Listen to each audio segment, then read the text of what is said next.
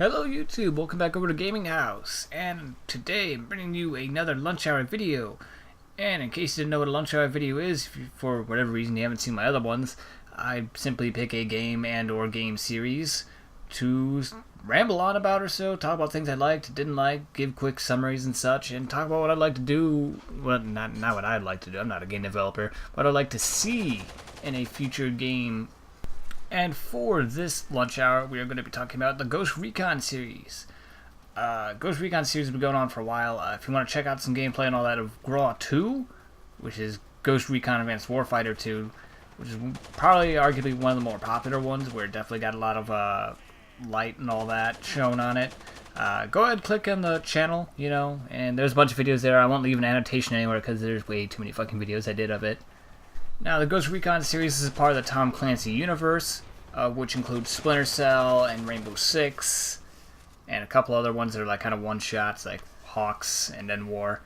But unlike the other titles and all that, whereas Rainbow Six focuses on close quarters combat and Splinter Cell focuses more on the stealth aspects and close quarters again, Ghost Recon was actually the opportunity for them to actually branch off and get into more open combat, more open battlefields and all that, and not so much of the close range aspect. Now, there's a few Ghost Recons made. I didn't play them all because this is definitely back when I was actually growing up. I only played like one or two, of which I can't even actually remember the actual titles of them because that's how old they are. And most people watching this video probably have not actually played the old Ghost Recons either. But starting off, they were first-person shooters that were, again, introduction into open world, not open world, god damn it, I'm going to say it like 5 times, you're going to yell at me for it, but open combat, or long range combat, fuck, I'm not going to find the words for these, but anyway, different from Rainbow Six and all that, first person only starting off, and it was you, and you got to pick your squad or so, which consisted of 3, oh shit, I don't remember, in GRAW, there was 3 classes, which was the marksman, well, 4 classes. There was Grenadier, Rifleman, Marksman, and Support, or Auto Rifleman. And there were more classes and such, depending on which Ghost Recon you played back in the day. But you got a squad and all that. You'd pick your squad, you'd go and you just do these missions. And what was great about these, and it's one of the great things I like about GRAW, is that because they were more open, I'm going to use open world combat again. Open world combat is you could kind of choose and pick which objectives you go for and such. Particularly, I remember one where there was a downed pilot scenario where god damn it, the helicopter was shot down and you had to go rescue the pilot and co-pilot. Now, they were away from the crash site, and at any point in time, you could go blow up the crash site first, or you could go and try to get the pilots first. Which, is the opposite of what most games are nowadays, which is linear as fuck. Telling you to just go this way, down narrow hallways, and all that.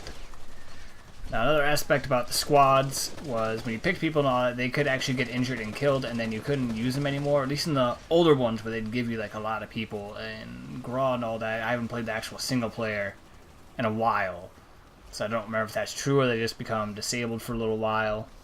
And now I'm going to finish off quickly summarizing the old ones, simply because I tried looking for them. There's not a whole lot of people that have them on YouTube and all that, and there's also just, I don't know, they disappeared with time. But they were primarily first person only. At some point they switched over to third person, or like they at least made it optional. But it wasn't until the Ghost Recon Advanced Warfighter series where they actually stapled it as a third person shooter with the option of first person. And with Ghost Recon Advanced Warfighter 1 and 2, I'm going to go ahead and just clump them both together here, is you play as Scott Mitchell, which he was in the primary character in a couple of the other games as well, where you are in Mexico fighting off a coup / them getting nuclear weapons, and I don't know, the story's vague to me, but I know it was during the time because it was a lot of Tom Clancy games involved us going to Mexico and shooting a bunch of Mexicans. Or fighting off of Mexicans in U.S. That's Rainbow Six. Fun fact, if you go and look back on it. But part of the thing that separated the Ghost Recon Advanced Warfighter series from the other ones, besides being stapled as third person, was the integration of the Land Warrior system that was being developed by the military at the time or so, which integrated using drone systems for recon, and also integrated seeing through your teammates' eyepieces, seeing what they see if they were pinned down or engaging someone, or you can guide them that way, which also carried over into co-op as well. Now with the co-op, again, check out the videos on the channel. There's a whole bunch of them there. Co-op was also all open world. Yeah, I'm gonna use open world. Fuck it. Just labeling it open world now. It was open world just like the campaigns and such were, which are fun, of course. You could play up to I'm gonna guesstimate somewhere between 12 to 16 people, so like an actual crazy amount for co-op. But usually with that amount, it would be chaos and people would die a lot. Now, the multiplayer side of things, I never actually got to really play the multiplayer side of GRAW, or at least not nowadays anyway. Nowadays, I primarily play the co-op section with House of Thieves, Mad Cat, and a couple other friends occasionally, which you can still find people playing that game. It's pretty fun. It's just like Rainbow Six, where you can still find people playing these awesome games from back in the day. And I'd recommend it to anyone that hasn't played it or so to like pick it up and try it out. It's a fun game, and I think it's probably the closest we're ever going to get to like a nowadays SOCOM. Which, man, now that I said that, I really want SOCOM back. I'm just going to go cry in a corner now, which I will do after this video. Getting to the latest installment of the Ghost Recon series, which was Ghost Recon Future Soldier.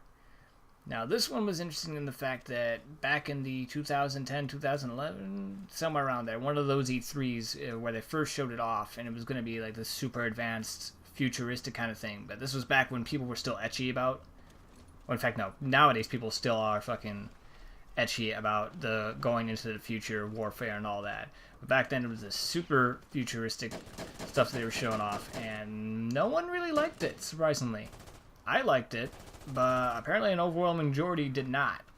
An overwhelming majority kind of wanted GRAW again, which I wanted another GRAW as well. So then they scrapped that and showed off something completely different the next year at E3, and had what we have now for Future Soldier, which is semi-futuristic, semi-not futuristic, still grounded in a bit of modern combat, with a whole bunch of emphasis on futuristic surveillance and etc.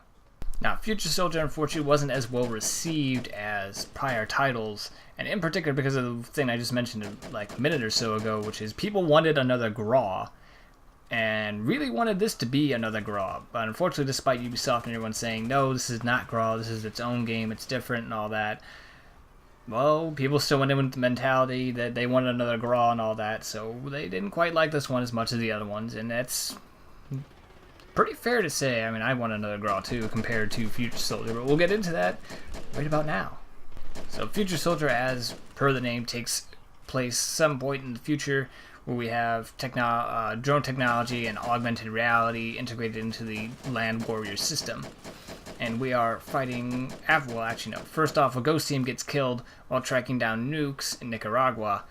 And when they're wiped out, another team is called in to investigate, like, hey, where do these come from, etc., who's behind all this. And during all that, we get caught up in another coup in Russia, and we intervene into that, and that's Future Soldier for you in a nutshell for the storyline. Spoiler-free edition. Now we're going to go ahead and get into things that were pretty good about the Future Soldiers thing off the bat, and then we'll get into bad things. First thing, which is the most kick-ass thing ever, and I'm really surprised everyone's kind of forgotten about it / not implemented, and which was the Gunsmith. Now the Gunsmith was this cool little thing. When you go to customize your weapon kind of explodes out in it. Well, not explodes out, but expands out into all its different pieces. You're able to change out your barrels, your muzzles, your triggers, which I'll get then into the bad section later for triggers, but you're able to change out your gas system. Pretty much you're able to change out a lot more your weapon to make it more comfortable to you, the way you want to use it, emphasizing the control, maneuverability, output for damage, and etc. Which is a really great system, and I'm really surprised that no one's gone and implemented this, probably because everyone's a bunch of lazy assholes now. I'll say it. Everyone's a bunch of lazy assholes right now. As of course with the new game, it came with updated graphics, which looked great for a more futuristic / modern setting. Plethora of weapons, The gadgets were all pretty neat as well. And I also kind of like the setting and all that.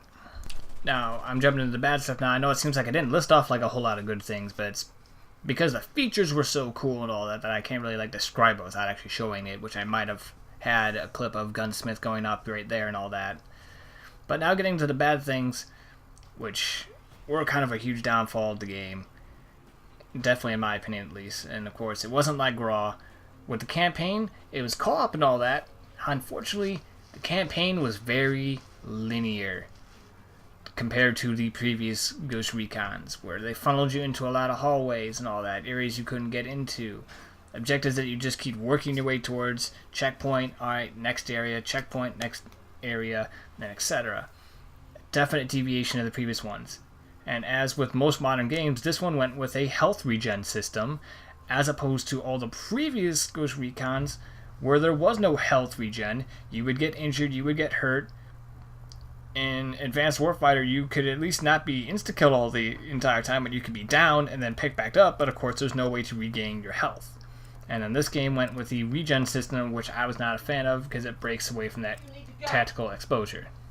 And another caveat to their health regen system and all that is, of course, if a player, whether AI or controlled, would die, of course it would end the mission and you would start over again, compared to the co-op and all that of the other games, as well as the single player section where if your AI compatriots or a player had died, you would just have to suck it up and deal with it, or just restart the mission in general. Future Soldier had another co-op aspect to it, which was Guerrilla Mode, which was a horde survival mode, of course. But for whatever reason, someone somewhere thought it was a grand idea to not implement the Gunsmith mode that was so heavily advertised into this one section, which made it very bland and boring and not wanting to be played because you relied on weapon pickups and drop-offs rather than your actual weapon themselves, and it was not fun or enjoyable in the slightest. The multiplayer aspect of the game kept the class system implemented in the other ones, whereas the campaign did not really have a class system. It was more or less just pick your weapon and go with it. The multiplayer kept the class system in the sense of gadgets and everything, and weapons were slotted to certain classes, and also armor ratings, which unfortunately partially broke the multiplayer, with the Rifleman being one of the most used classes, as you would have the most armor, able to survive the most bullets, and also a assault rifle with a drum mag was very overpowered, only rivaled by the fact that snipers could go invisible and you could hip fire those suckers and still kill people. Now, Future Soldier wasn't a bad game, but compared to Graw, if you had played it and all that, it was a definite step back in some areas and step forward in others. Now, what would I like to see with a future Ghost Recon, if they plan to do it or not? I think they said they were going to work on Future Soldier, but I'm pretty sure they've been mostly working on Division, which I'm excited and scared for that they'll screw up.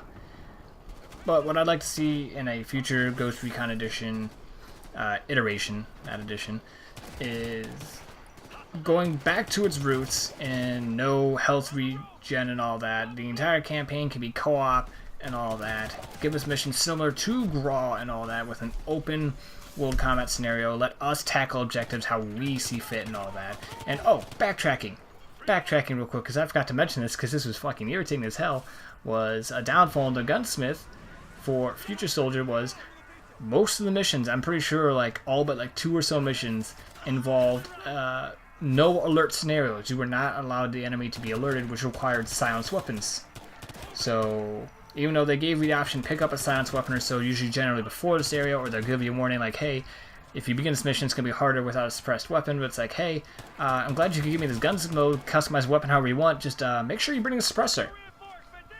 And you know, back on track now for what I want for future iteration, after venting that last part that I can't believe I forgot because that was the most irritating piece for Gunsmith at least. More open world combat scenarios, let us tackle objectives, give us co-op, give us free range co-op, update the graphics a little bit. Maybe I'm one of the people that will sacrifice graphics for gameplay. Part of the reason why I'll still go back and play Graw. It's not the most graphically appeasing piece of work out there, but it gets the job done and it's fun. Give us Gunsmith again, because Gunsmith's fucking tits, and if you're not implementing Gunsmith somehow in Division, I'm gonna be disappointed at you, Ubisoft. Story-wise and all that, I'll give you one mission where you force stealth upon us, but other than that, it should be entirely optional as to whether or not we want to go silent or loud. Just, we should be ready to face repercussions where if we go loud, it's probably going to make our lives a living hell or make it a little bit harder. But it should not force stealth practically every other mission or so. For the story, honestly, we'd probably just be out fighting Russia again. I wouldn't really care, just as long as it's appeasing. I would suggest just, I don't know, maybe the US gets involved in a bunch of proxy wars that are funded by Russia, China, or someone. So at least that gives us a wide variety of environments to go to, but also maintaining the whole we fighting Russia, because it's a Tom Clancy game, let's face it. We're always fighting like Russia or someone, or Mexico. For multiplayer-wise, anyone that's seen my videos and all that, I openly admit that I'm not a multiplayer person anymore. It's just the multiplayer community has gone to trash, in my opinion. So, for multiplayer-wise, just, I don't know, no assault rifles with drum mags. Bam. Fixed. But anyway, that's going to end the video here. As always, like, comment, subscribe. There's Twitter in the description below to follow me for more updates and all that. I generally keep that pretty accurate. And remember to check out, again, the channel. It's got a whole bunch of Graw videos if you want to check those out. There's no commentary or anything on there. It's just us running around shooting shit. So, I forgot the rest of my outro. So, just come back over to Gaming House for gameplay and commentary. Goodbye. Have a